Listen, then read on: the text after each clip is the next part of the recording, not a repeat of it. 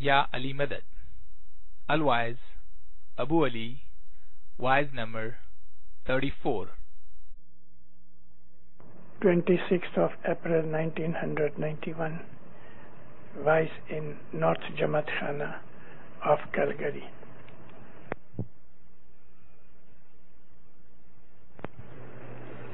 Ya Ali Madad. Allahumma salli ala Muhammad al-Mustafa wa ala Muhammad al-Mustafa ila qiyamah.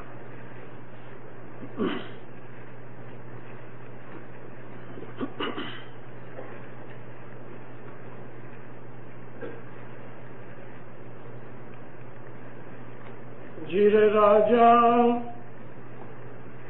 Kaya Chekupo Manche Kasturi Tene Sat Panthano Dhakan Dije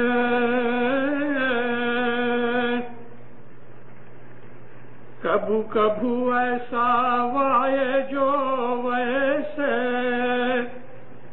To naam sahibaji ka लीजे रे धोरी Oram कंद बार वैने छूटो आगड़ मार्ग वसमो जिरे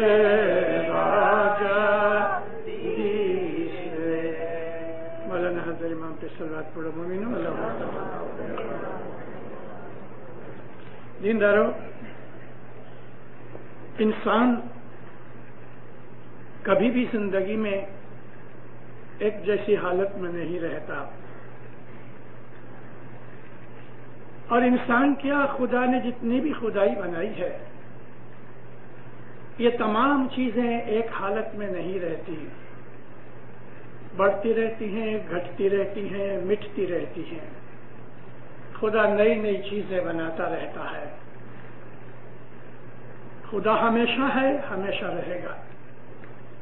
इसी तरह से उसकी जो सिफातें हैं यानी खुदा ताला की जो एट्रीब्यूट्स हैं, जैसे कि वो रहीम है तो वो हर वक्त रहीम है,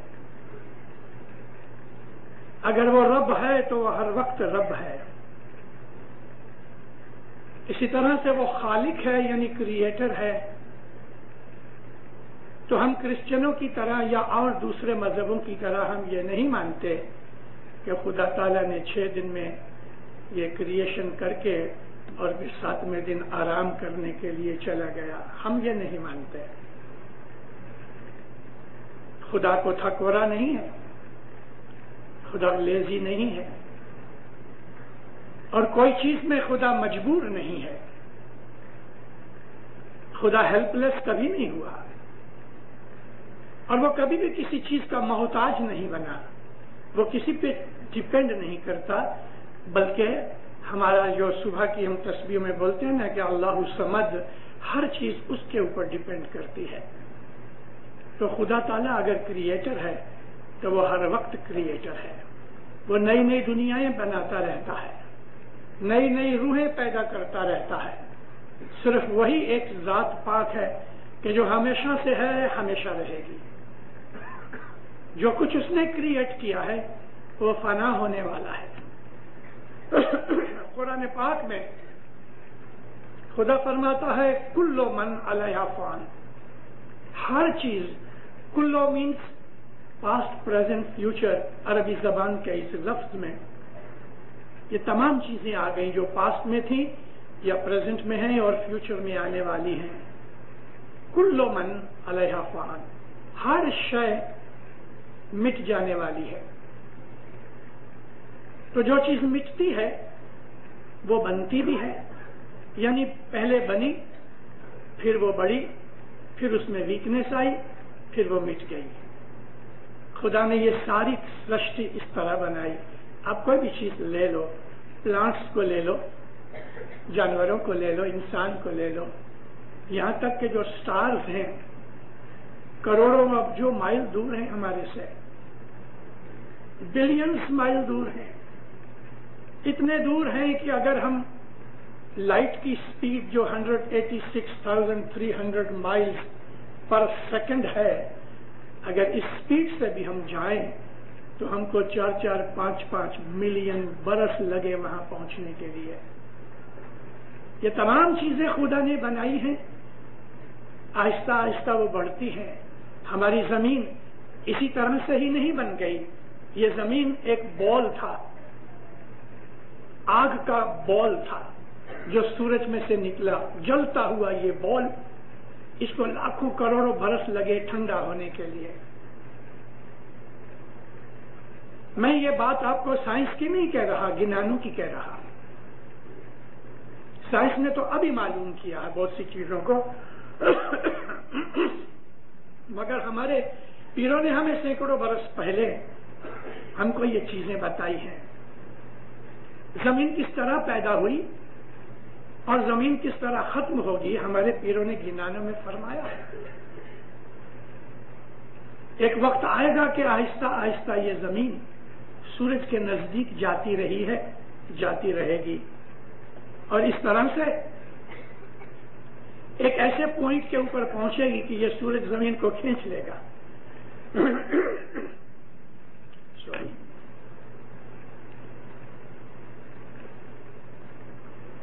یہ سورج زمین کو کھینچ لے گا اور زمین جل جائے گی فرکشن سے۔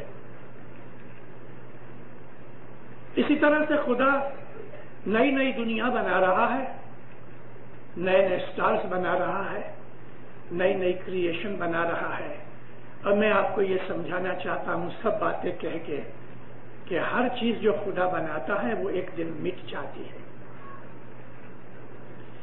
اس لیے کوئی بھی چیز کو سٹیبلٹی نہیں ہے۔ ہم انسان ہیں، خدا کی تمام کریشن میں ہم بیسٹ کریٹڈ ہیں، انسان سے اعلیٰ کریشن اور کوئی نہیں۔ اور ہمارا حال بھی ایسا ہے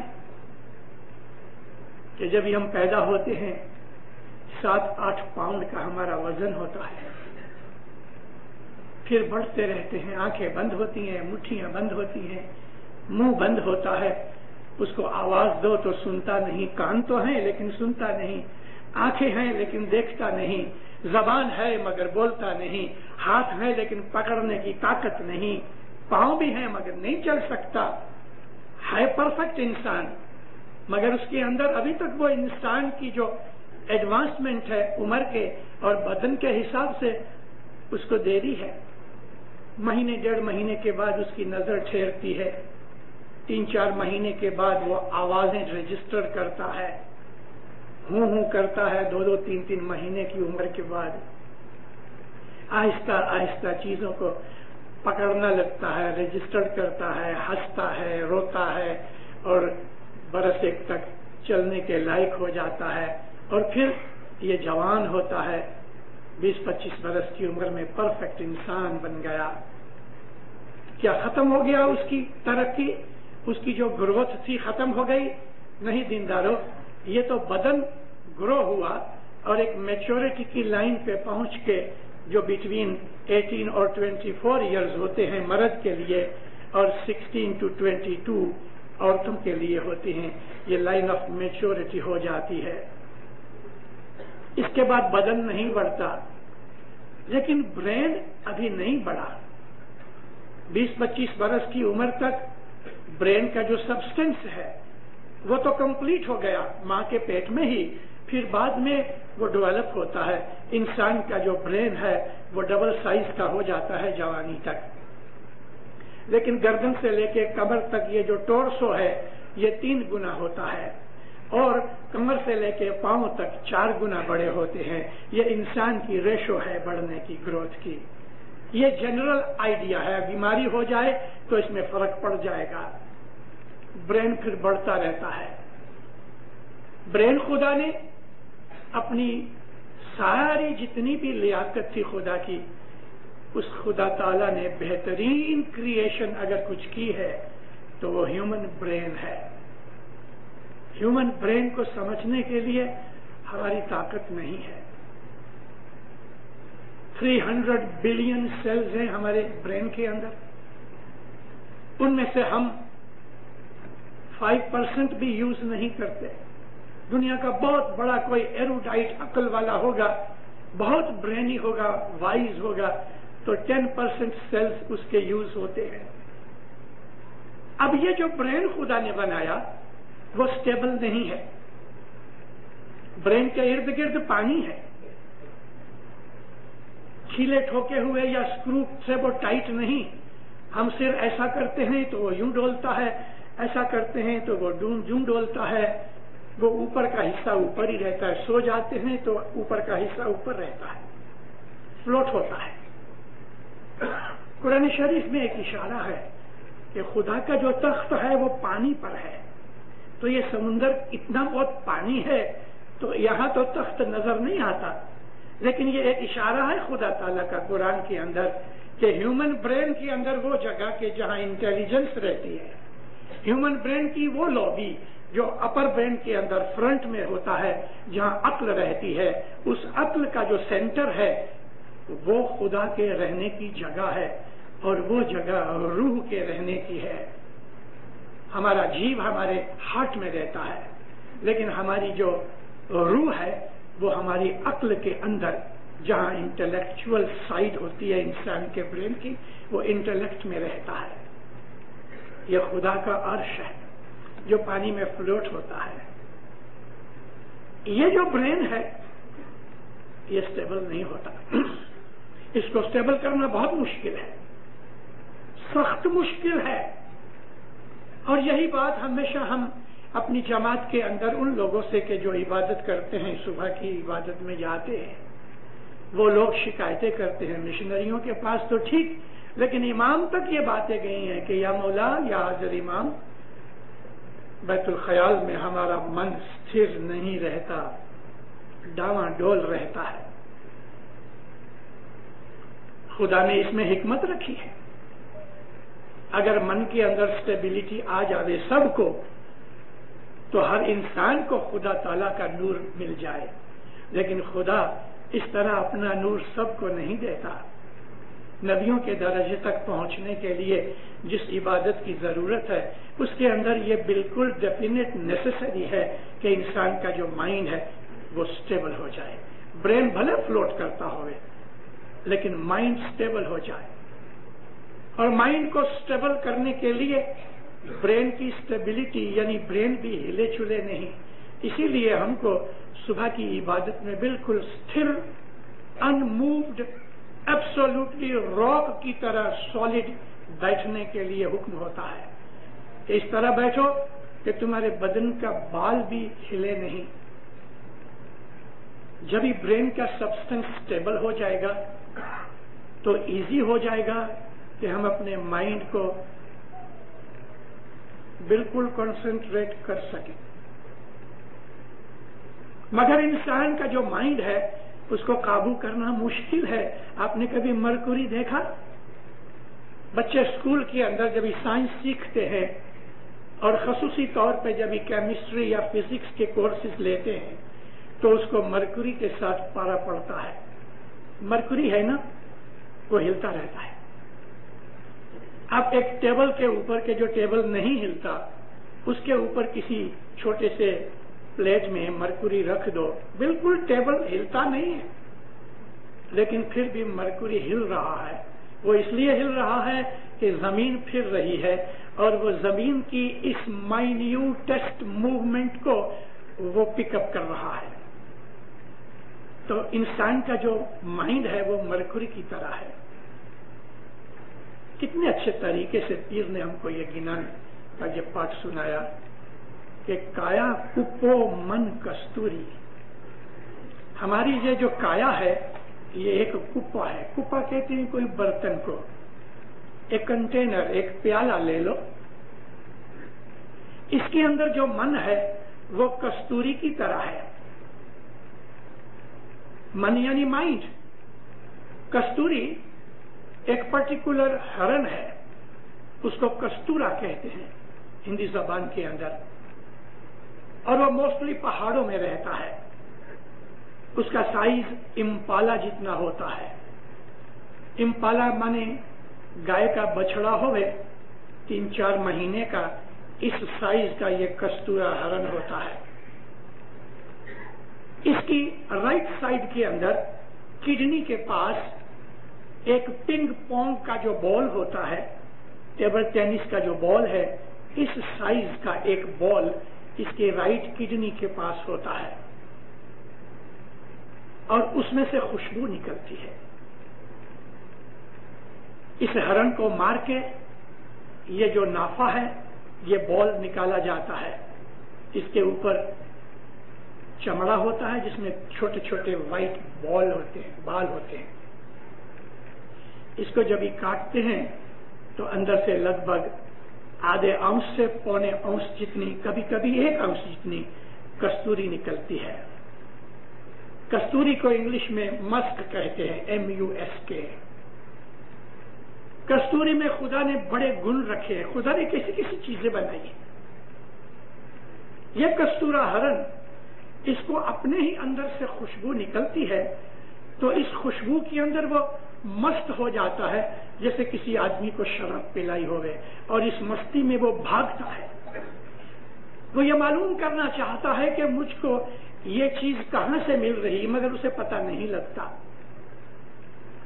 जब ये कस्तूरी को खोलते हैं तो पेट्रोल की तरह वो उड़ जाती है, हवा में डिसॉल्व हो जाती है।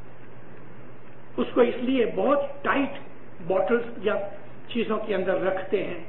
अगर उंगली को ऐसा टच करके कोई 25-30 बरस का जवान जो चाट लेवे, 5 मिनट के अंदर उसकी नाक में से खून बहना शुरू हो जाएगा। कस्तूरी इतनी गर्म है, सिर्फ चाट लेवे उंगली के साथ तो 5 मिनट में नाक में से फव्वारे निकलेंगे खून के, और उसको बंद करना मुश्किल हो जाएगा। यह कस्तूरी बड़ी दवाओं में काम आती है, खास तौर पे ब्रेन की दवाओं में काम आती है। जब आदमी बहुत बूढ़ा हो जाता है, उसके बदन में अशक्ति रहती है, यानी ताकत नहीं है, तो उसको बाज चीजों के अंदर कस्तूरी मिला के देते हैं। मिसाल के तौर पे दूध को गर्म करके ऐसा ही एक ये जो मैच बॉक्स में जो स्टिक होती है, इस स्टिक के ऊपर आवे इतना दूध में मिक्स करके उसको पिलाते हैं, उसके बदन में गर्मी आ जाती है। बाज दफा सर्दी की वजह से मरता हुआ इंसान कस्तूरी इतनी लेने से जीता हो जाता है। कस्तूरी आज दुनिया में अगर प्योर फॉर्म में मिले तो मेरा ख्याल है कम से कम $300 से $400 उसके 1 ग्राम के होंगे। तो फिर कहते हैं कस्तूरी ऐसी है कि वो हवा में उड़ जाती है। काया कुपो मन छे कस्तूरी, तुम्हारा मन कस्तूरी की तरह है, वो उड़ जाएगा। उसको टाइट बॉटल के अंदर रखो, तेने सतपंथ नु ढाकन दीजिए। तुम्हारे मन को काबू करने के लिए कि वो उड़ न जाए, मजहब का उसको लिड लगाओ टाइट करके कि वो उड़ न जाए। हमारे मन इधर उधर घूमते रहते हैं, कई किस्म के ख्याल आते हैं। बाज दफा इंसान, मोमन इंसान, अगर वो ट्रैक के ऊपर से निकल जाएगा तो वो मन की वजह से। मौलाना हजरत इमाम सुल्तान मोहम्मद शाह दातार ने फरमाया कि तुम्हारा मन है वो एक चंचल घोड़े की तरह है, तुम उसके ऊपर सवार हो और उसकी जो लगाम है वो ईमान है तुम्हारा। मौला कहते हैं कि तुम इस चंचल घोड़े के ऊपर बैठ के जा रहे हो, बहरे रहमत में यह फरमान है, सामने से तुम्हारा कोई दोस्त मिला और तुमने घोड़े को खड़ा किया, उसके साथ बातें करने लगे। बातें करते करते अगर तुम्हारी लगाम जरा ढीली पड़ जाएगी तो घोड़ा तो भागने लगेगा, तो तुम गिर पड़ोगे। इसलिए अपने मन के घोड़े को ईमान की लगाम से काबू रखो ताकि तुम्हारे ख्यालात इधर उधर न जाए। ईमान के लिए बहुत मजबूत चीज यह है कि हम खुदावंद आलमीन के हुजूर में ईमान की सलामती की दुआ मांगते रहें। और अगर ईमान मजबूत नहीं होगा तो मन का ये घोड़ा हाथ से निकल जाएगा और हमको किसी खड्ड में फेंक देगा। मन के इस घोड़े को काबू करना बहुत जरूरी है। دنیاوی زندگی کے لیے بھی، روحانی زندگی کے لیے بھی۔ بہت سے وہ لوگ ہیں کہ جن کا من ایمان کے حساب کی کمزوری کی وجہ سے بھٹکتا رہتا ہے۔ کیا یہ مذہب سچا ہے؟ کیا یہ حضرت امام سچا ہے؟ اندرونی طور پہ سچا مانتے ہوئے بھی ہم اپنے مذہب کے اوپر عمل نہیں کرتے۔ ٹیمپٹیشن ہم کو پکڑ لیتی ہے۔ ٹیمپٹیشن کا مطلب آکرشن۔ روز جماعت خانے تو جاتے ہیں، چلو آج گھومنے چلے جائیں، جماعت خانے نہیں جاتے، یہ ٹیمپٹیشن ہے۔ ہم تو روز جماعت خانے جاتے ہیں، آج ہم کو کام پڑ گیا، تھوڑے لیزی ہو گئے، آج ٹی وی دیکھیں گے، فلم دیکھیں گے، یہ ٹیمپٹیشن ہے۔ من ویک ہو گیا، من ہاتھ میں سے جا رہا ہے، اس لیے ہم اپنے کیے ہوئے وعدے اور پرومس، جس کو ہم اپنے مذہب کے اندر حضرت امام کی بیعت کہتے ہیں، ہم وہ بھول جاتے ہیں۔ اس طرح پھر ہم کھڈ میں گر جاتے ہیں، تکلیفوں میں پڑ جاتے ہیں، گناہوں میں پڑ جاتے ہیں۔ مذہب مضبوط ہونا چاہیے۔ ہم اسماعیلی جو ہیں، ہمارا یہ طریقہ اسماعیلی مذہب اسلام دین کے اندر روحانی مذہب ہے۔ اسلام کے اندر 73 سیکشنز ہیں، ان میں یہ ایک ہی ایسا سیکشن ہے کہ جس کے اندر حضرت امام ہر وقت موجود ہے۔ باقی کچھ صوفی سیکٹس ایسے ہیں جو عبادت کرتے ہیں، لیکن ان کے پاس مرشد نہیں۔ ہمارے پاس ہر حالت میں مرشد موجود ہے، جو ہم کو ہماری زندگی کے حساب سے کیا کرنا چاہیے وہ بتاتا رہتا ہے۔ آہستہ آہستہ آہستہ ڈھیل چھوڑتا رہتا ہے۔ جیسے جیسے ہماری مشکلیں بڑھتی جاتی ہیں، تیسے تیسے حضرت امام کی بخششیں بڑھتی جاتی ہیں۔ رسول اکرم نے ایک حدیث فرمائی ہے کہ اے مسلمانوں، آج میری زندگی کے اندر جو تمہیں دیا گیا ہے شریعت اور مذہب، اگر تم نے 90% اس کے اوپر عمل کیا اور 10% عمل نہیں کیا تو تمہاری بخشش نہیں ہوگی۔ قیامت کے دن تم بخشے نہیں جاؤ گے، 90% کرنے پر بھی تم نہیں بخشے جاؤ گے۔ مگر ایک ایسا زمانہ آئے گا، نبی فرمایا، کہ تم خالی 10% عمل کرو گے، 90% تمہارے پاس عمل کی طاقت نہیں ہوگی تو بھی تم بخشے جاؤ گے۔ وہ زمانہ کہ 90% کرنے پر بھی بخشے نہیں جائیں، اور ایک یہ زمانہ کہ خالی 10% کریں گے تو بخشے جائیں گے۔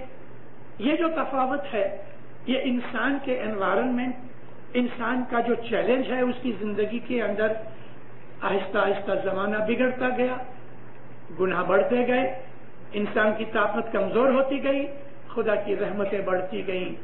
آج یہ زمانہ ہے کہ 90% ہم نہیں کرتے، ارے 10% بھی کریں گے نا تو بھی بخشے جائیں گے۔ یہ ہے ہمارے من کی حالت۔ حضرت امام کینیڈا، ادھر New York, Houston, Chicago, Los Angeles کے سب جگہ مولا نے جو ینگسٹر سے اسٹوڈنٹس ان کو کہا، میں جانتا ہوں ہر روز جماعت خانے تم نہیں پہنچ سکتے، اس لیے کہ بہت دفعہ شام کو تمہاری کلاسز ہوتی ہیں۔ اس وقت جب تمہاری کلاس چل رہی ہے، دعا کا ٹائم ہو گیا، مولا کہتے تم میرے کو یاد کر دو، اس میں 1 سیکنڈ لگے گا۔ ماں باپ ہنس کے کہتے ہیں even a split second, a fraction of a second, مجھے یاد کر لو۔ یعنی تم نے میرے کو ٹیلی فون کر دیا کہ میں بعد میں تمہارے کو دوسرا ٹیلی فون کروں گا۔ مولا فرمایا جب تمہاری کلاس ختم ہو جائے اور تمہیں ٹائم ملے پھر تم دعا پڑھ لو، لیکن دعا کے وقت مجھے یاد کر لو۔ یہ صاحب نے ہمارے لیے ایک وہ فیسلٹی کر دی، نبی کے زمانے کے اندر یہ چیز نہیں تھی۔ اس وقت تو وضو کر کے وہ نماز یا پریئر جو اس زمانے کے اندر رائج تھی وہ کرنی ہی پڑتی تھی۔ اگر تم 10% بھی بھول کرو گے تو مارے جاؤ گے، نبی فرمایا۔ لیکن ایک زمانہ آئے گا کہ کبھی خالی 10% کرو گے نہ تو بھی بخشے جاؤ گے۔ خدا کی رحمت بے حساب ہے۔ میں بہت دفعہ وعظوں میں ریپیٹ کر کے کہا کرتا ہوں کہ خدا کی رحمت آرام سے بیٹھی ہوئی ہے اور دیکھ رہی ہے کہ مجھے کوئی بہانہ ملتا ہے اترنے کے لیے۔ خدا بہانے ڈھونڈتا ہے رحمت کرنے کے لیے، اس کو بہانہ دینا چاہیے۔ ہمارا من بھٹکتا ہے دنیا کے دکھوں میں، دنیا کی پرابلمز کے اندر یا دنیا کی ٹیمپٹیشن کے اندر ہمارا جو من بھٹکتا ہے دینداروں، اس کو ست پنتھ کے ڈھکنے سے بند کرو۔ نہیں تو کستوری کی طرح آپ کی روحانی اور مینٹل حالت جو ہے نا وہ اڑ جائے گی. مجھے بہت افسوس ہے 20 برس ہوئے ہماری جماعت کینیڈا امریکہ میں بس رہی ہے. میں اس کے بہت پہلے یہاں آیا تھا جب یہاں صرف ایک ہی اسماعیلی تھا. ساری کینیڈا میں ایک ہی اسماعیلی تھا. کارن وال میں کیوبیک کے اندر ایک جگہ ہے کارن وال, وہاں ایک ہی اسماعیلی تھا. میں یہ بات کرتا ہوں آج سے 30-35 برس پہلے کی. لیکن گئے 20 برس ہوئے ہماری جماعت ادھر آئی. حضرت امام نے ایک بہت بڑا بھید رکھا ہے کینیڈا میں امریکہ میں جماعت کو بسانے کے لیے. یہ فرسٹ ٹائم ہوا ہے کہ ہم انڈسٹریلائزڈ اور ڈیولپڈ کنٹری کے اندر آئے ہیں. فرسٹ ٹائم ہماری 1000 برس کی ہسٹری میں یہ پہلا وقت ہوا کہ ہماری جماعت کسی ڈیولپڈ کنٹری میں آ کے رہی, جیسے کہ کینیڈا, امریکہ, جرمنی, انگلینڈ, یورپ کی چیز جگہ ہیں. اس میں امام کا کچھ مقصد ہے. کینیڈا ہم آئے نہیں ہیں, ہم کو کینیڈا میں لایا گیا ہے. ہم اپنی مرضی سے نہیں آئے, امام نے ہمیں زوربانی دی اس لیے ہم کینیڈا آئے. اور ادھر آنے کا کچھ مقصد ہے, ہم نے ابھی تک وہ مقصد سمجھنے کی کوشش نہیں کی. ہم کو ایک خاص مقصد کے لیے ایک مشن دے کے اس ملک میں بھیجا گیا ہے. اگر ہم اس مشن کے اندر ناکام ہو جائیں, فیل ہو جائیں, اور ہماری جو ڈیوٹی ہے اس کی چھوڑ کے ہم دوسری چیزوں کے اندر پڑ جائیں تو ہمارا یہ مشن فیل ہو جائے گا. اس لیے کبھی ہم اپنی اصل حالت کو سمجھ سکتے ہیں کہ ارد گرد کے جو انوائرمنٹ اور سرکمسٹانسز ہیں یا ادھر کا ایٹماسفیئر ہے اس کی ٹیمپٹیشن میں ہمیں نہیں آنا چاہیے. انڈین ہسٹری, ریلیجس ہسٹری میں آپ کو ایک چھوٹی سی سٹوری سنانا چاہتا ہوں. ہندوستان کے اندر ایک بہت بڑا راجا تھا. وہ راجا بھی تھا, بہت بڑا عابد بھی تھا. اس کے پاس بہت سے لوگ اپنے بچوں کو سیکھنے کے لیے بھیجتے تھے. وہ اپنے راج پاٹ کا کام پورا کر کے ایک سادھو کی زندگی گزارتا تھا. اس راجا کا نام تھا جنک, جو سیتا کا باپ تھا. رام کی وائف سیتا کا باپ تھا راجا جنک. بڑا عبادت والا تھا, راج بھی چلاتا تھا اور راج کے کام کاجوں سے ٹائم نکال کے سادھو کی زندگی گزارتا تھا اور ریلیجن ٹیچ کرتا تھا. اس کے پاس ایک راجا نے اپنے لڑکے کو, جس کا نام سکھ دیو تھا, اس کو بھیجا. دوست کا لڑکا تھا, اپنے محل میں رکھا. اس کو عبادت سکھانی ہے, روحانیت سکھانی ہے, یوگ سکھانا ہے. راجا ہونے پر بھی وہ یوگی تھا. یہ چیز ظاہر کرتی ہے دنیا میں ایسے اور بھی بہت سے راجا تھے کہ جو راجا بھی تھے مگر یوگی بھی تھے, عابد بھی تھے. اس قسم کے بہت سے واقعات بنے ہیں, اسلام کے اندر بھی بنے ہیں.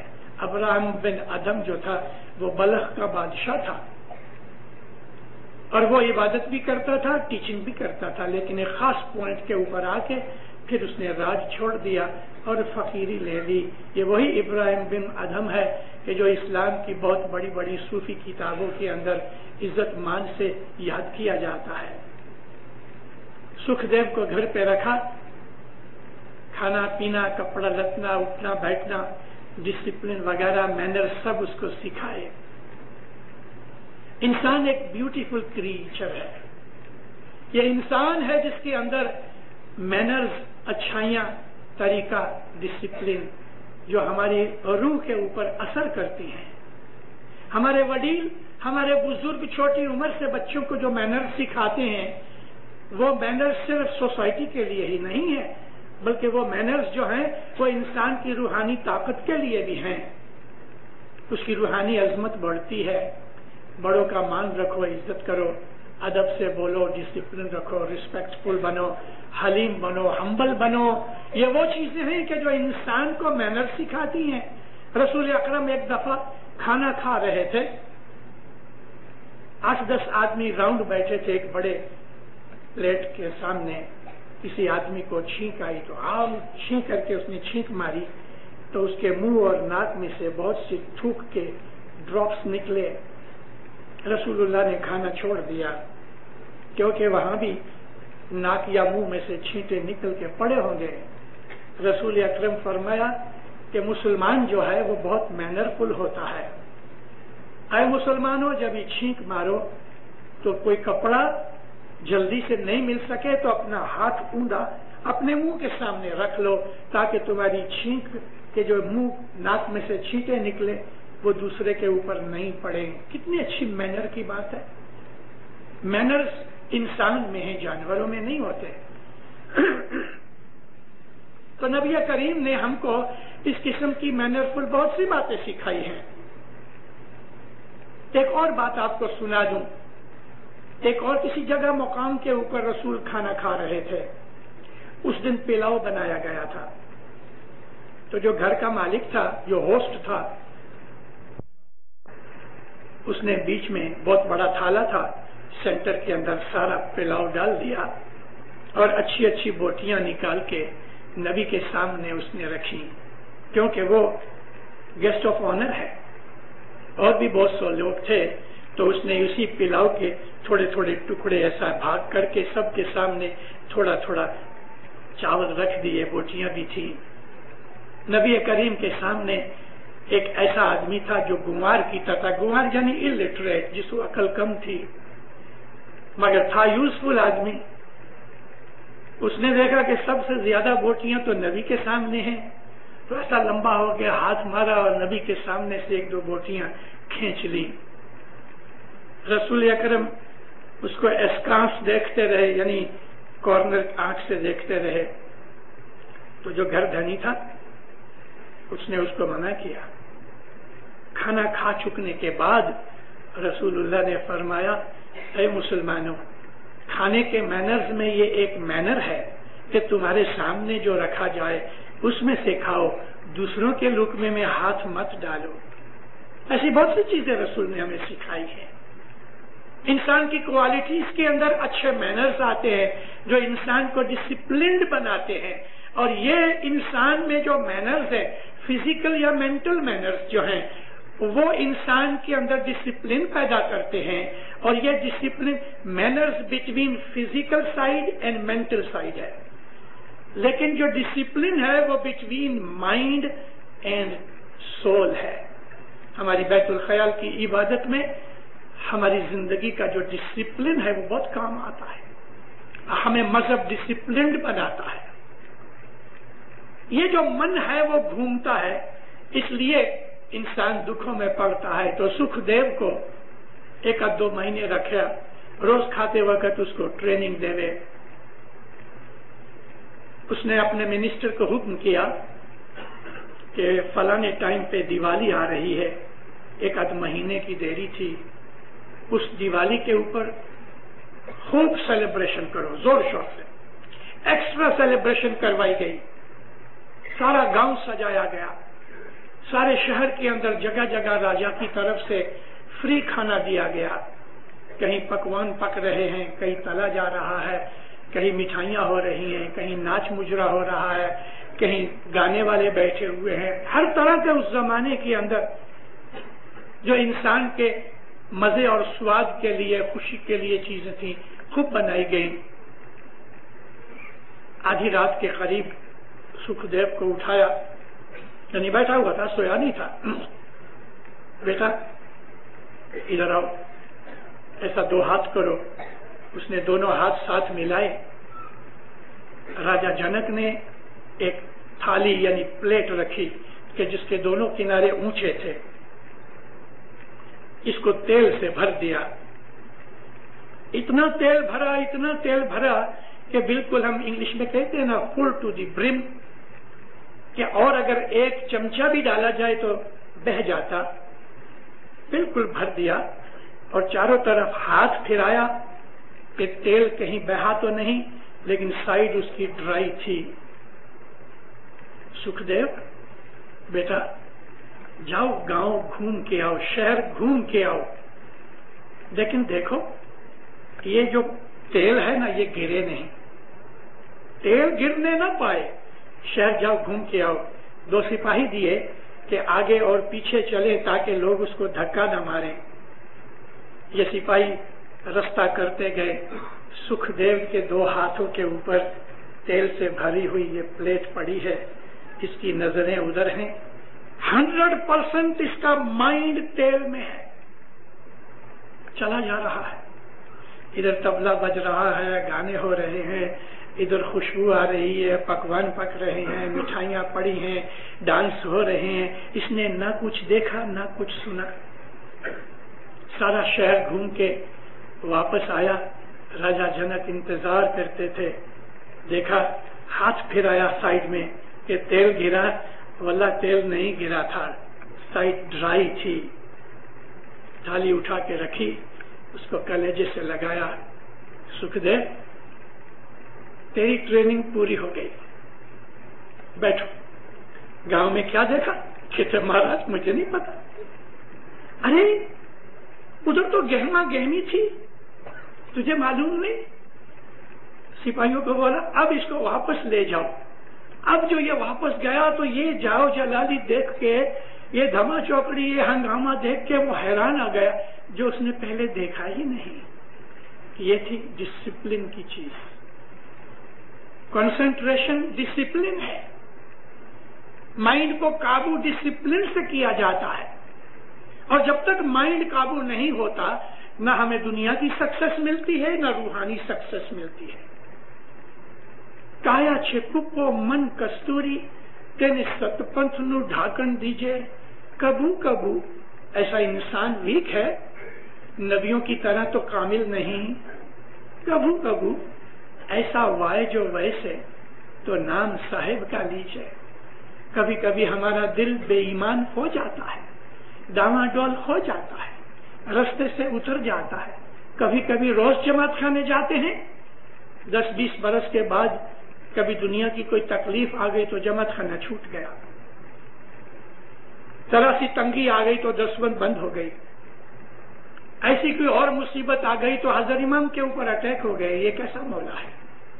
ایسے ہزاروں قسم کے طریقے سے ہمارا من بھٹک جاتا ہے اور ہمارا ایمان خراب ہو جاتا ہے. پھر کہتے ہیں کہ کبھی ایسا ہو بھی جاوے, انسان ہے ہوتا ہے, مولا کو یاد کرو, نام صاحب کا لو. اگر مشکل آ گئی, دل کے اندر فرسٹریشن ہو گئی, دل کے اندر گھبراہٹ ہو گئی, ہوتی ہے. مائنڈ کا تھپیڑا بہت خراب چیز ہے. بعض دفعہ کھانا کھانے سے اور بعض دفعہ دنیا کی تکلیف سے انسان کا مائنڈ جو ہے نا انسٹیبل ہو جاتا ہے. نروس سسٹم جو ہے گرم ہو کے تاریں گرم ہو جاتی ہیں.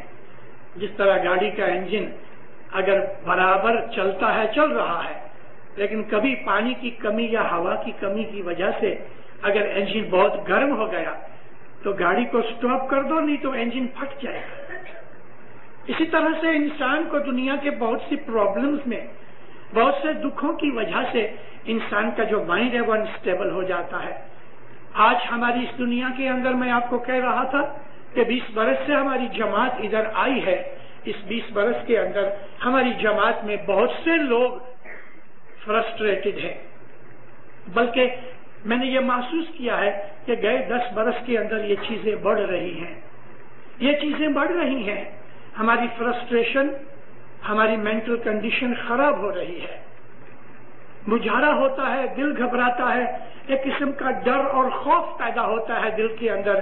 یہ نشانی ہے اس چیز کی کہ یا تو اس آدمی کی مینٹل کنڈیشن, فزیکل کنڈیشن کوئی بیماری کی وجہ سے خراب ہو گئی ہے یا اس کو کوئی روحانی پرابلمز آ گئی. ایک لڑکی نے شادی کی, دونوں نے محبت سے شادی کی, لو میرج ہوئی. 6-8 مہینے بہت اچھی طرح سے چلے. آہستہ آہستہ فرکشن پیدا ہوئی اور یہ فرکشن بڑھتی گئی. لڑکی کمزور ہے, مرد طاقت والا ہے. کبھی کبھی اوندا بھی ہوتا ہے. عورت بہت چالاک اور ہوشیار ہوتی ہے, مرد بدھو ہوتا ہے, تو وہ اس کے اوپر کنٹرول کر ڈالتی ہے. اب وہ بدھو گھبراتا ہے اور وہ یہ سمجھتا ہے کہ میں کہاں جاؤں, لیکن موسٹلی عورتیں اس تاج میں آ جاتی ہیں تو وہ پھر منجھارا ہوتا ہے, ڈپریشن ہو گئی, من گھبراتا ہے. یہ کوئی بیماری نہیں ہے, یہ بیماری نہیں ہے, مگر روحانیت کمزور ہو گئی, اس کی وجہ یہ مینٹل کنڈیشن جو ہے وہ ہماری روحانی سائیڈ ویک ہو جانے سے وہ ایسی چیزیں انسان کو پیدا ہوتی ہیں. یہ بہت ہی ضروری ہے دینداروں ہمارے لیے کہ ہمارے گھروں کے اندر سکھ شانتی رہے. اور مجھے افسوس ہے یہ کہنے سے, اور میں حق بات کہا کرتا ہوں, بہت سی چیزیں ایسی ہیں میں چھپاتا نہیں ہوں. ہماری جو فیملی لائف ہے کینیڈا کے اندر, پرٹیکولرلی کینیڈا کی بات کرتا ہوں, یہ اثر اسٹیٹس میں بھی ہے. اسٹیٹس میں آج 34,000 اسماعیلی ہیں, کینیڈا کے اندر 46,000 اسماعیلی ہیں. ہم آسر 80-81,000 نارتھ امریکہ کے اندر ہماری جماعت ہے, روز انکریز ہو رہی ہے, لیکن اس کے ساتھ ساتھ ہمارے دکھ بڑھ رہے ہیں, ہماری فیملی لائف خراب ہو رہی ہے. میاں بیوی میں جو محبت ہونی چاہیے وہ محبت کا سٹینڈرڈ ہماری جماعت میں نارتھ امریکہ میں گھٹ رہا ہے. اس کی وجہ سے کنٹینیوسلی 24 گھنٹے ہمارے نروس سسٹم کے اوپر ایک قسم کا پتھر پڑا ہے. وائف ہسبینڈ کا جو جھگڑا ہے وہ نہایت ہی خطرناک چیز ہے, بہت ہی خطرناک چیز ہے. وہ ہماری مینٹل سسٹم کو, ہمارے نروس سسٹم کو اپسیٹ کر دیتی ہے, اور یہ چیزیں ہماری روحانیت, ہماری روحانی لائف کے اوپر اثر کرتی ہیں. یہ فرسٹریشن نہیں ہونی چاہیے. ہم اسماعیلی ہیں, اسماعیلی مذہب کے اندر ہم کو جو سکھایا گیا ہے ہمیں اس کے اوپر چلنا ہے. یہ ہمارے ارد گرد جو لوگ یہ کینیڈینز یا امریکنز کر رہے ہیں, آپ کو معلوم ہے ان لوگوں کے اندر یہ موسٹلی کرسچنز ہیں, لیکن ہارڈلی 5% پریکٹسنگ کرسچن ہیں, باقی تو ناستک بے حساب ہے ان کے اندر. ان کا مذہب بھی کہہ رہا ہے کہ اگر میاں بیوی شادی کرتے ہیں, جس طرح شادی کے وقت وہ بولتے ہیں کہ آئی ڈو, یعنی میں اس کے ساتھ محبت پیار سے رہوں گا, وہ کہتی ہے رہوں گی. کرسچینٹی کے اندر, کیتھولسزم کے اندر, کہ جو کرسچینٹی کی اوریجنل فارم ہے ان کے اندر ڈیورس نہیں ہے, سپریشن بھی نہیں ہے. وہ جو شادی کرتے ہیں تو زندگی بھر کی شادی ہوتی ہے. اسلام کے اندر بھی ایسا ہی ہے, لیکن اسلام نے ایک سیفٹی والو رکھا ہے اور وہ ہے ڈیورس. سیفٹی والو. رسول اللہ کہتے ہیں اللہ اور رسول کو ڈیورس پسند نہیں, لیکن کسی خاص وجہ سے ایکسپشنل کیس کے اندر ڈیورس کی ضرورت ہوتی ہے. مگر پھر اللہ کے رسول نے کہا کہ اللہ اور رسول کو یہ پسند نہیں ہے, اور ہماری جماعت میں ڈیورس بڑھ رہے ہیں. ہماری جماعت میں ڈیورس بڑھ رہے ہیں, میاں بیوی کی فرکشن بڑھ رہی ہے, ساس سسر کی فرکشن بڑھ رہی ہے, باپ بیٹے کی فرکشن بڑھ رہی ہے, بھائی بھائی کی فرکشن بڑھ رہی ہے. ہماری فیملی لائف جو ہے اپسٹ ہو رہی ہے. ایسی کنڈیشن کے اندر ہم اپنی روحانی ڈیولپمنٹ نہیں کر سکتے. دینداروں, روحانی ڈیولپمنٹ تو ایک طرف رہی, ہم اچھی طرح سے آرام کے ساتھ, شانتی کے ساتھ زندگی بھی نہیں گزار سکتے. اپنی فیملی کو ٹھیک کرو, اپنی فیملی کو اور اپنی فیملی لائف کو ٹھیک کرو. ان کرسچنوں کے اندر, جیسا میں نے آپ کو ابھی عرض کی, جو ہمارے آجو بازو میں رہتے ہیں, ہمارے اس ملک میں رہتے ہیں, ان کے اندر موسٹلی ایتھسٹ ہے. نام کرسچن ہیں, کرسمس مناتے ہیں, ایسٹر مناتے ہیں چھٹیوں کے لیے, مذہبی نظر سے نہیں. ان میں ہر سنڈے کو چرچ میں جانے والے بہت تھوڑے ہیں. اب ان کے اندر وہ چیز, وہ سڑا ہوا حصہ کہ جن کو میں نے ابھی بھی آپ کے سامنے کہا کہ وہ ایتھسٹ ہے, ان کے اندر ایک نئی چیز پیدا ہو گئی ہے جو ہمارے اندر بھی آ رہی ہے. میں ہوشیار کرنا چاہتا ہوں جماعت میں, اور پرٹیکولرلی ینگسٹرز کو یہ کہنے کے لیے کہ ان لوگوں کے اندر میرج کے بغیر لڑکے لڑکیاں ساتھ رہتے ہیں، نہ نکاح پڑھایا، نہ سول میرج ہوئی، نہ چرچ میں گئے اور نہ وہ گورنمنٹ کے سول آفس میں جا کے سائن کر کے آئے. ان کو کہتے ہیں کامن لا میرج. ان کے بچے ہوتے ہیں جو اسلام کی نظر میں حرام زادے ہیں. اس کے پتہ ہی نہیں. اتنا ہی نہیں، 2-2 3-3 لڑکیاں 2-2 3-3 لڑکوں کے ساتھ رہتے ہیں. ان کے بچے ہوتے ہیں، کچھ پتہ نہیں ہوتا کہ یہ بچہ کس باپ کا ہے. یہ کنڈیشن آج کینیڈین سوسائٹی میں بڑھتی جاتی ہے. مجھے اس بات کا بہت دکھ ہے. میں گھومتا رہتا ہوں، ساری زندگی گھومتا رہا ہوں، ابھی بھی میں پھرتا رہتا ہوں. میرے پاس بہت سے ٹیلی فون بھی آتے ہیں، خط بھی آتے ہیں، مجھے لوگ ملنے آتے ہیں. میں جماعت کا نوکر ہوں، میں جماعت کا غلام ہوں. میں آپ کی خدمت کے لیے ہی دنیا میں آیا ہوں. میں انٹرٹین کرتا ہوں. لیکن جب وہ چلے جاتے ہیں میرے اوپر ایک دکھ کا سپاٹ رہ جاتا ہے. وہ دکھ میرا نہیں، ان کو دکھی دیکھ کے میں دکھی ہوتا ہوں. اگر میری یہ حالت ہے کہ میں اپنے روحانی بھائی بہنوں کو دکھی، دینداروں کئی دفعہ میرے پاس ایسے لوگ آ کے جب چلے جاتے ہیں نا تو میں 10-15 منٹ تک بیٹھے بیٹھے میں آنکھوں میں سے آنسو نکال لیتا ہوں. میری اس میں جان بوجھ کے نہیں، میرے آنسو نکل آتے ہیں. ہماری قوم کی حالت بگڑ رہی ہے. مولا نے ہم کو اس لیے ادھر نہیں بھیجا کہ ہم ان لوگوں کی کاپی کریں. ہماری قوم میں ڈرگ آ گئی ہے، ہماری قوم میں کامن لا میرج آ گیا، ہماری قوم میں ڈیورسز بڑھ رہے ہیں. ہماری قوم کے اندر کیا کہوں، ایسی چیزیں بھی آ گئی کہ جو کہہ نہیں سکتا. ان کو دیکھ دیکھ کے ہمارے اوپر یہ اثر ہوتا ہے. کیوں ہوتا ہے؟ ہمارا ایمان کمزور ہے. اس لیے ہم کانشیس نہیں ہیں اپنے وعدے کے اوپر جو مولا نے ہمارے سے وعدہ لیا ہوا یعنی بیعت لی ہوئی ہے. اور دوسرا یہ ہے کہ ہم نے اپنے مذہب کی اسٹڈی کرنا چھوڑ دیا ہے.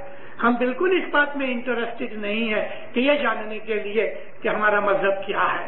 ہم جماعت خانے آتے ہیں، تھوڑے آدمی ہیں کہ جو بہت سنسیئرلی آتے ہیں، موسٹلی آتے ہیں بس سمجھ کے نہیں آتے. کوئی کسی کو ملنے آتا ہے، وہ کوئی اجر آ کے بیٹھتے ہیں جماعت خانے کے اندر. میری نظریں چاروں طرف گھومتی ہوتی ہیں. کوئی سجدہ کرتا ہے، کوئی نہیں کرتا. دعا پڑھی جا رہی ہے، سجدہ نہیں ہے، کیونکہ وہ جماعت خانے میں ہے نہیں. بدن بیٹھا ہے لیکن اس کا مائنڈ باہر گھوم رہا ہے. اس کو پتہ ہی نہیں لگتا کہ سجدہ آ گیا. کئی ایسے لوگ ہیں کہ وہ شاہ و دیدار کا پنجہ بھول جاتے ہیں. پڑھ رہے ہیں دعا، گھر چھوڑ کے جماعت خانے آئے اور ہماری حالت یہ ہے کہ ہم اپنی دعا کے اندر بھی حاضر نہیں. یہ چیزیں ہمیں سوچنی چاہیے. ہماری ساری زندگی کی چیزیں سوچنی چاہیے. ہماری فیملی لائف، اسی طرح سے ہمارا جو بزنس ہے، ہماری روزی کمانے کا طریقہ ہے، وہ چیز بھی ہمارے اوپر اثر کرتی ہے. میں محسوس کر رہا ہوں کہ جماعت کے اندر اس وقت میری بہت سی باتیں سن کے آپ میں سے بہت سے آدمیوں کے دماغ میں ہلچل مچی ہوئی ہے. میں اسی وائبریشنز فیل کر رہا ہوں اور مجھے خوشی ہے اس بات کے لیے کہ آپ کو کچھ چیز نے ٹچ کیا ہے. عبادت کرو، بندگی کرو. ہم انسان ہیں. میں نے شروعات سے آپ کو یہ بتانے کی کوشش کی کہ ہم طاقتور نہیں ہیں، لیکن کسی جگہ سے ہمیں انرجی ملنی چاہیے. جب انسان ویک ہو جاتا ہے فزیکلی 40-50 برس کی مڈل ایج میں، تو اس کو ایکسٹرا وٹامنس کی ضرورت پڑتی ہے. جوانی کے اندر کھانا کھانے سے ہماری جو باڈی ہے وہ ڈیرائیو کرتی ہے یا ڈیڈیوس کرتی ہے تمام کھانے میں سے انرجی کو. لیکن ہم جیسے بڑھتے ہیں 40-50 برس کی درمیان، ہمارے اسٹومک کے اندر اور ہمارے لیور کے ایسڈز کے اندر وہ طاقت نہیں ہے کہ جو ہم کو میٹابولزم دے سکے کہ جو 10 برس پہلے تھی. اس لیے ہم کو ایکسٹرا وائٹامنس کی ضرورت پڑتی ہے. جیسے جیسے عمر بڑھتی ہے آدمی کو ایکسٹرا وائٹامنس کی اور ایسی چیزوں کی، ایسی دواؤں کی ضرورت پڑتی ہے کہ جس کی وجہ سے اس کے بدن کی طاقت، گرمی قائم رہے. جیسا میں نے آپ کو کستوری کا ذکر کیا، اسی طرح سے امبر ایک فش ہے جو سمندر میں سے نکلتی ہے. جب یہ فش مر جاتی ہے، جیلی کی فارم میں ہوتی ہے، یہ مر جاتی ہے تو پانی اس کو باہر پھینک دیتا ہے اور کنارے کے اوپر، شور کے اوپر آ جاتا ہے. تو یہ موسٹلی مڈل ایسٹ میں بہت ہوتا ہے.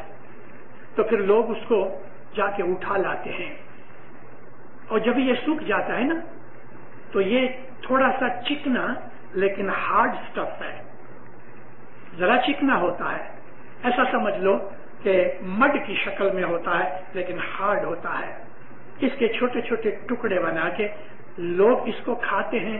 یہ ایک اعلیٰ درجے کی ٹونک ہے. امبر بہت اچھی ٹونک ہے، اسپیشلی اوور 65-70 ایئرس کی ایج میں اس کا یوز ہوئے تو آدمی کے بدن کی طاقت رہتی ہے. خدا نے بہت سی چیزیں بنائی ہیں. امبر کھانے کا طریقہ، چنے کے دانے جتنا یہ امبر لے کے کاوے کی چھوٹی پیالی، جیسے کہ نیاز کی پیالی کی سائز ہے، پیالی کو ذرا گرم کر کے یہ ایک چنے کے دانے جتنی باٹم میں رکھ دو. گرم کرو گے تو یہ چپک جائے گا، چوٹ جائے گا. کھانا کھانے کے بعد 2 دفعہ صبح یا شام، پرٹیکولرلی ونٹر کے اندر، اور اگر گرمی ہے تو گرمی میں اس کا یوز نہیں کرنا چاہیے. اس پیالی میں کاوا ڈالو، گرم گرم بوائلنگ کاوا ڈالو، تھوڑی دیر پڑا رہنے دو، اس کی گرمی کم ہو جائے. یہ کاوا تھوڑا تھوڑا پیو. امبر کا بہت مائنیوٹ مائکروسکوپک بھاگ اس کے اندر مکس ہو جائے گا. اس کو دھونا کبھی نہیں، اسی طرح سے ڈھک کے رکھ دو. دوسرے دن پھر اسی میں کاوا ڈالنا. کاوا اس لیے دودھ ڈال سکتے ہو لیکن دودھ کے اندر جو بیکٹیریا ہے اس کی وجہ سے بانس آئے گی. کاوا ڈالو. اور چائے بھی بگڑ جاتی ہے، کاوا بہت دیر تک نہیں بگڑتا. تو اس طرح سے اگر امبر پیا جائے، کستوری پی جائے، کیسر پیا جائے تو یہ ٹونک انسان کو اولڈ ایج میں کام آتی ہے. اس سے مائنڈ بھی الرٹ رہتا ہے. میں یہ دنیا کی چیزیں داخلہ دینے کے لیے کہہ رہا ہوں. دینداروں اسی طرح سے ہماری ویک روحانیت کے لیے بھی امبر ہے، کستوری ہے، کیسر ہے کہ جس کو ہمیں کھانا چاہیے. اور یہ امبر، کستوری، کیسر روحانی حالت میں کیا ہے؟ تسبیح، مولا کا ذکر، مولا کی یاد. یہ آپ کی بوڑھی روح کو طاقتور بنا دے گی. سارا دن کسی نہ کسی نام سے اپنے مولا کو یاد کرتے رہو. خدا نخواستہ کوئی پرابلم آ گئی، گھبراؤ مت. گھبرانے سے، دکھ اٹھانے سے، ہائے ہو کرنے سے پرابلم بھاگے گی نہیں، وہ آپ کو ویک بنا دے گی. اس لیے ہمت رکھو. جیسا ہی کوئی پرابلم آوے سب سے پہلے الحمدللہ کہو. شکر ہے خدا کا کہ اس سے بڑی پرابلم نہیں آئی، نہیں تو خدا چاہتا تو اس سے بڑی پرابلم دے سکتا تھا. لیکن جس طرح سے ماں ہے وہ بہت سی کھانے پینے کو نرم کر کے بچے کو کھلاتی ہے، وہ پروردگار جس نے ہمیں پیدا کیا ہم کو بہت پیار کرتا ہے. جب ہمارے گناہوں کی وجہ سے ہمارے سامنے کوئی دکھ یا پرابلم آتی ہے تو وہ اپنی رحمت اس میں مکس کر کے اس کو ہلکا کر دیتا ہے. اس لیے سب سے پہلے جب بھی کوئی پرابلم آ جائے تو کہو شکر الحمدللہ. یعنی اس سے زیادہ خراب بات نہیں بنی. اب پھر بیٹھ کے پہلے نکالو استغفر اللہ ربی واتوب علیہ کی 40 دانے کی ایک تسبیح نکالو. کیونکہ کوئی مصیبت اللہ کہتا ہے نہیں ایسی ہے کہ جس میں تمہارا ہاتھ نہیں. میں نے کچھ بھول کی ہے جس کی وجہ سے مجھے دکھ آیا ہے تو استغفر اللہ پہلے توبہ مانگ لو. اس کے بعد پھر ایک یالی کی تسبیح نکالو اور مدد مانگو. اگر آپ یہ کام کرو گے تو انشاءاللہ 40 دن کا کورس کرنا. 10-20 دن کے بعد آپ کی مصیبت دور ہو جائے تو بھی 40 دن پورے کرنا. یہ نارمل کنڈیشن کے اندر پرابلمز دور کرنے کے لیے یہ امبر کی طرح، کستوری کی طرح یہ نسخہ بہت کام آتا ہے. اس سے روحانی طاقت بھی بڑھتی ہے، مائنڈ میں پیس رہتا ہے. عبادت کرو، مولا کو یاد کرو، اس کا ذکر کرو جو ستپتھ کے ڈھانکنے کی طرح ہے. میں ایک لاسٹ پارٹ بولتا ہوں، اپنی آواز بند کرتا ہوں. ذکر جاگو بندگی مانگو، اے کرو ذکر الہی.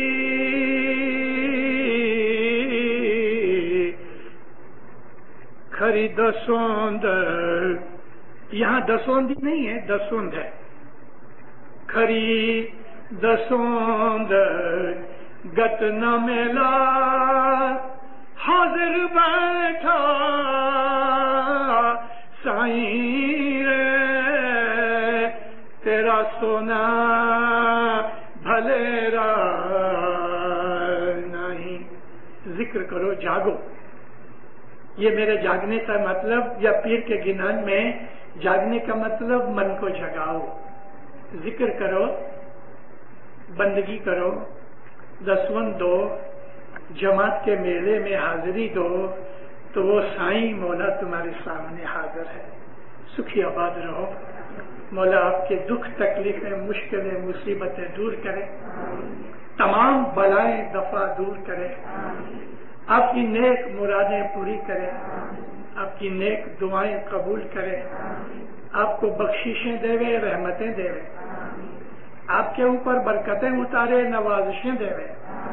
مولا آپ کی دعاؤں کو قبول کرے، فرمان بردار مومن بنا لے، حقیقتی سمجھ دے، بدیوں سے گناہوں سے نافرمانی سے دور رکھے، شیطان کے فریب سے بچا کے رکھے.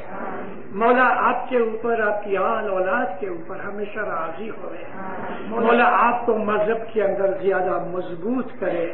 مولا آپ کو روحانی طاقت دے، زہر باطن دیدار نصیب کرے.